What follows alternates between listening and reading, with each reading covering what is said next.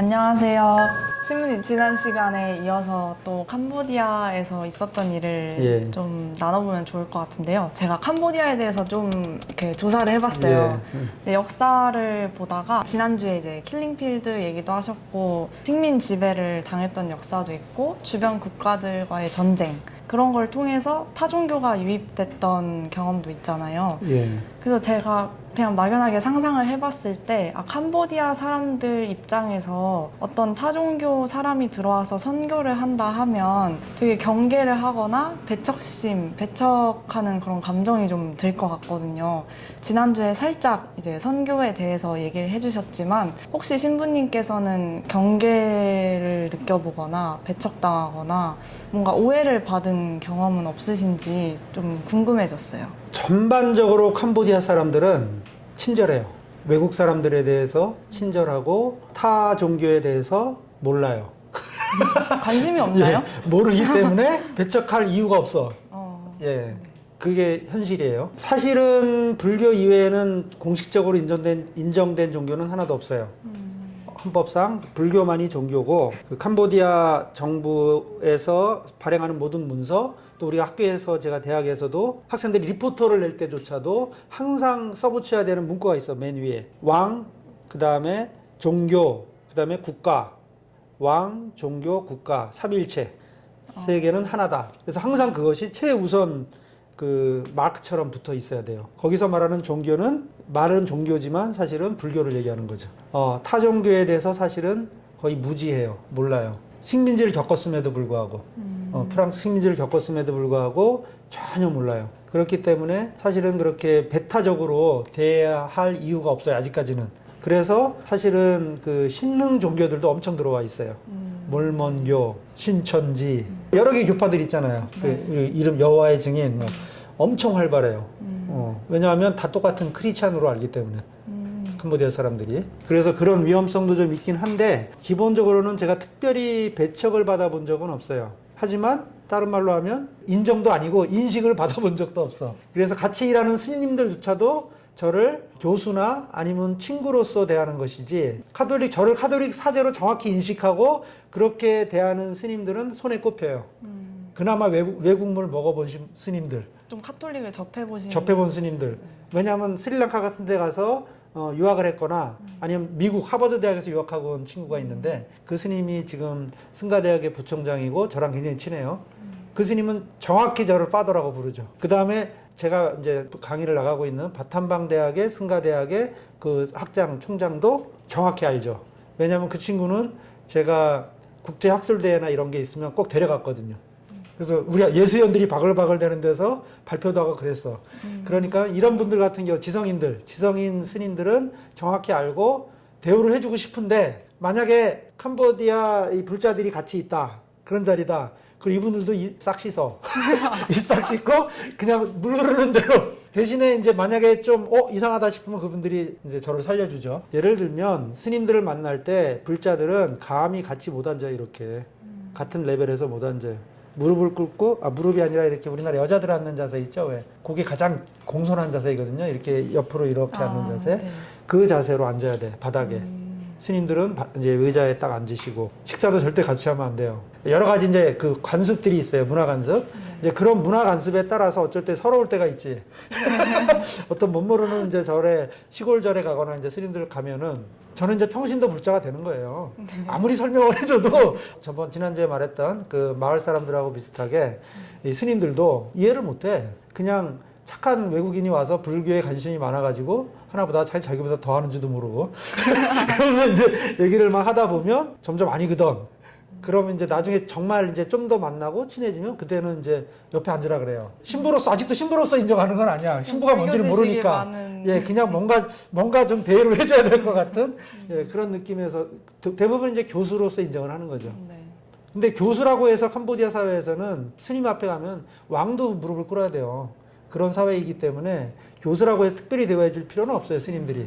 그런데 이제 외국인이고 또 불교에 대해 잘 알고 또 이제 가끔가다 귀한 손님도 모시고 오고 막 이러니까는 대우를 받을 때가 있죠. 그러니까 배척을 받거나 뭐 경계를 당하거나 그런 적은 없지만 참 한숨이 나올 때가 많죠. 우리가 이 한국 사회에서 신부로서 당연히 받고 있는 네. 특권 같은 게 많잖아요, 사실은. 그죠?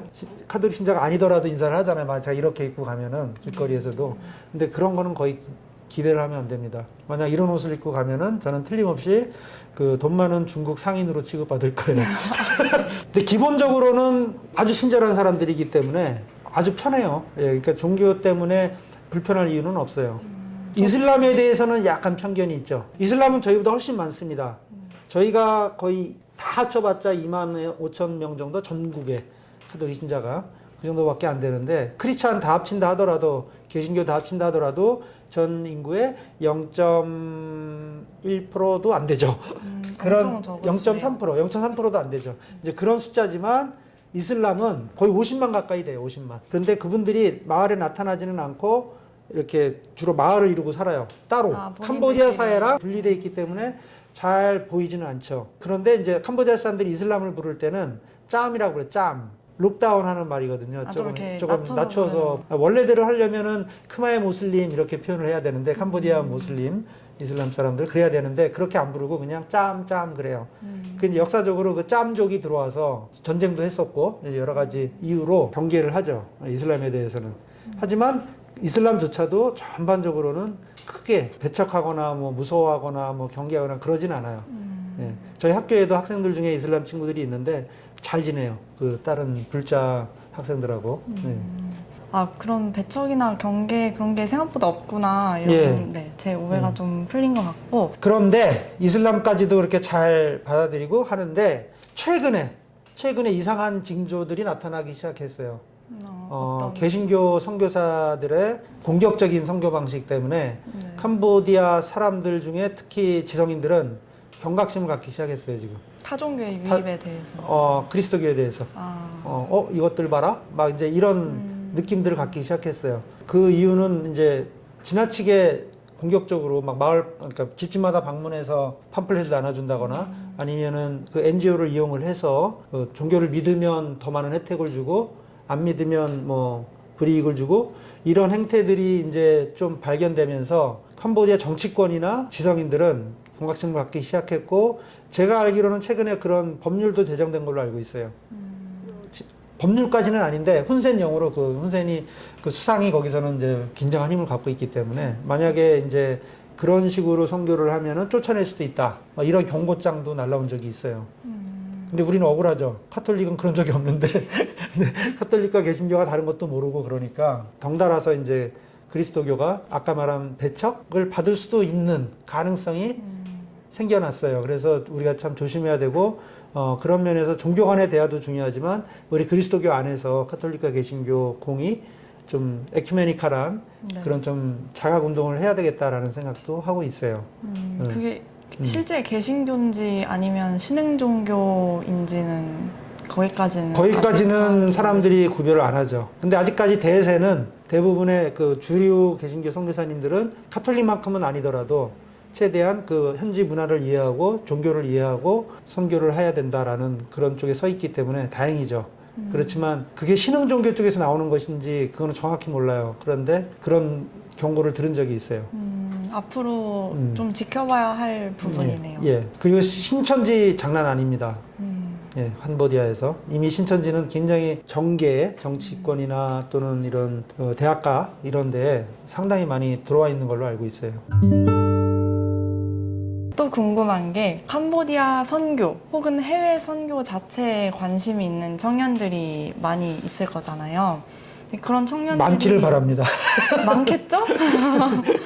저도 해외 선교에 아예 관심이 없는 건 아니기도 하고 근데 이제 현실적인 고민들도 있을 것 같아요. 예를 들면 내가 뭐라고 복음을 전하고 선교를 나가지? 뭐 이런 생각? 혹은 지난주에 나눠주셨던 것처럼 그 열악한 환경 내가 그 열악한 환경에서 정말 적응을 할 수 있을까? 이런 고민들이 좀 많을 것 같고 언어적인 부분도 고민이 많을 것 같아요.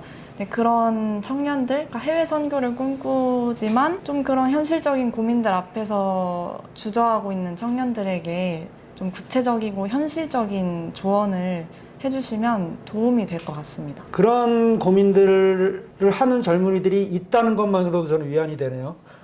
있다고 하시니까 본인도 그렇다 그러고 그런 젊은이들이 있다면 제가 말씀드리고 싶은 것은 목적과 수단을 헷갈리지 마라. 이해가 돼요. 저도 그랬고 항상 어떻게 그런 새로운 곳에 새로운 미션을 받아서 가야 된다고 하면 우리가 걱정, 근심이 막 쌓이기 시작하죠. 네. 그러면서 이제 온갖 것을 고민하는데 그 고민들의 대부분이 사실은 수단에 관한 것들이에요. 그죠? 언어도 그렇고 기술, 항상 많이 물어보는 게 그런 거예요, 실제로. 네. 저희들을 이제 접촉해서 타진하는 분들 얘기 들어보면 뭐를 준비해야 합니까? 무슨 자격증이 필요한가요? 뭐 경력은 뭐 그런까지 물어보는 친구들도 있어요. 예. 그런데 사실은 그런 것들은 다 수단들이죠. 더 중요한 것은 마음이죠, 마음. 내가 정말로 가고 싶은지, 근데 가고 싶다면 왜 가고 싶은지, 그거에 대한 성찰이 좀 필요할 것 같아요. 그 마음을 따르면 돼요. 왜냐하면 정말로 내가 가고 싶은 마음이 있으면 거기 가는 게 행복해요. 거기 가는 게 아무리 행복해요. 환경이 어렵고 예. 힘들어도. 예. 더군다나 이제 우리 신앙인들 같은 경우는 하느님의 영으로부터 오는 그런 울림이라면 틀림없이 행복합니다. 그런데 그런 마음을 보는 것보다 이런 수단에 너무 이렇게 걱정하고 근심을 하면 그 걱정, 근심 자체가 사실은 성교를 망칠 수가 있어요. 가서 제대로 적응을 못할 수가 있어요. 그래서 드리고 싶은 말씀은 사실은 마음이 훨씬 중요하다. 그리고 마음이 있으면 그 다음에 이제 필요한 수단들은 쉽게 알 수 있어요. 왜냐하면 물어보면 되니까 우리한테. 그죠? 그리고 더 중요한 건 사실 제가 권해드리고 싶은 거는 너무 비장하게 막 나 선교하러 가야지 막 그래갖고 6개월 뭐 1년 막 이렇게 고민하지 마시고 그런 마음이 올라오기 시작하면 가볍게 컨택을 하는 거예요. 제가 이런 마음이 있는 청년인데 한번 체험을 좀 해봐도 되겠습니까? 간복이라 그러죠, 간복이. 간 보러 가도 되겠습니까? 그럼 대부분 웰컴이에요. 그리고 저희 쪽에서도 처음부터 그렇게 장기 투신할 사람들을 받지 않아요. 일단 와서 보십시오. 라고 얘기하거든요. 일단 와서 보십시오. 그래서 제일 좋은 방법은 가서 일주일이고 2주일이고 또는 3주 또는 맥시멈 한 달? 뭐 이 정도로 짧은 기간으로 한번 살아보는 거예요. 살아보면 지금까지 그 걱정했던 그 모든 것들 스스로 알게 돼. 내가 이제 뭐가 필요한지 그리고 자기 마음이 정말 여기에 있는지 없는지도 알게 되고. 그래서 보통은 저희 쪽에서는 그런 식을 택합니다. 먼저 체험할 기회를 주고 체험하는 과정 속에서 대화를 나누고 하면서 서로를 아는 거죠. 그쪽에서는 우리를 알고 우리는 그쪽을 알고 그래서 궁합이 맞아야 그 다음에 이제 오케이 6개월, 1년, 뭐 어떤 분은 2년, 뭐 3년, 5년까지 있은 분도 있어요. 그리고 지금 10년 살겠다고 오신 분도 있어요. 그분도 예전에 오셔서 몇 달을 살아보시고 가셔서 결정하신 거예요. 그런 경우는 별로 어려움 없이 적응할 수가 있죠. 예. 고민하고 계신 분들이 있다면 일단 체험을 먼저 하는 거를 추천해 주셨습니다. 그럼 마지막으로 청년들에게 이 직국복구 구독자분들에게 해주고 싶은 말씀 있으실까요? 제가 몇 년에 한 번씩 이렇게 나와서 한국에서 많은 사람들을 만나게 될 거 아니에요? 그 밀린 관계를 다시 정립을 해야 되니까 이렇게 쭉 만나다 보면 그 중에는 청년들도 있습니다. 제 조카를 비롯해서. 그 청년들의 가장 큰 관심이 보니까 미래 걱정이더라고요. 먹고 사는 문제, 직장, 그 다음에 부동산. 아주 그런 거에 관심이 많던데 그 관심과 걱정과 염려와 그런 것들의 핵심이 많은 경우에 나에게 맞춰져 있어요. 아니면 내 가족, 거기에 맞춰져 있더라고요. 그래서 제가 좀 드리고 싶은 말씀은 우리 한번 잠깐 시선을 좀 확장하면 어떨까. 나 중심에서 타인 중심으로 그렇게 시선을 조금만 바꿔주면 생각했던 것보다 훨씬 더 많은 비전들이 생겨나요. 꿈도 생겨나고. 그래서 우리가 서강대학교를 통해서 구현하고자 하는 교육 이념이 A man and a woman for others. 그러니까 남을 위한 삶. 이걸 우리가 지향하고 있고 전 세계 모든 예수의 교육기관들이 그 지향으로 하고 있고 저도 지금 푸놈펜 대학에서 또 캄보디아에서 교육하는 그 가장 근본 이념은 이분들이 좀 남을 위한 삶을 사는 사람들로 성장했으면 좋겠다라는 지향으로 하고 있는 거거든요. 정말 삶이 팍팍하고 힘든 이유가 여러 가지가 있겠지만 우리가 좀 더 성찰을 해보면 자기 자신을 성찰을 해보면 어쩌면 우리가 시선을 너무 내 중심으로만 갖고 있기 때문에 그런 것 아닌가. 그래서 방향을 좀 바깥으로 남에게 돌리기 시작하면 안 보이던 것들이 보이기 시작할 거다. 그리고 내가 그렇게 불행하다고 생각했던 나는 억울하고 뭐 생각했던 그런 것들이 사실은 많은 경우에 우리는 이미 한국이라는 나라에 살고 있다는 것 자체가 혜택 속에 살고 있다는 거다. 이런 걸 깨닫게 되죠. 그리고 나누기 시작하면 그런 이야기들을 나누기 시작하면 거기에서 그 자기가 고민했던 그 미래에 대한 걱정들 그런 것들도 해결되는 길이 틀림없이 찾아져요. 그런 경우를 많이 봤어요, 제가. 그 많은 캄보디아에 왔던 젊은이들, 아까 그 두려움을 떨치고 기꺼이 왔던 그 젊은이들 중에서 그런 경우를 많이 봤어요. 완전히 삶이 바뀌어서 가더라고요. 그래서 드리고 싶은 말씀은 나를 벗어나서 좀 남을 생각하는 삶에도 한번 눈을 떴으면 좋겠습니다. 감사합니다. 저도 신부님께서 방금 해주신 말씀을 마음에 품고 살아가도록 노력할게요. 10년 특강으로 강인근 요셉 신부님과 종교 간 대화 그리고 캄보디아 미션에 대한 얘기 나눠봤는데요. 이 영상이 업로드 될 때쯤엔 이미 신부님께서는 다시 캄보디아로 돌아가서 또 열심히 소명을 다하고 계실 것 같네요. 예. 함께 신부님 건강 위해서 하느님께 은총 청하고 또 캄보디아에 뿌려질 많은 씨앗과 그 씨앗들이 자라서 꽃 피우기를 함께 기도하겠습니다. 감사합니다. 그러면, 네, 지콕보콕 구독자 여러분 새해 복 많이 받으세요. 안녕. 수오스타이 치남트마이 캄보디아 말입니다. 새해 복 많이 받으세요.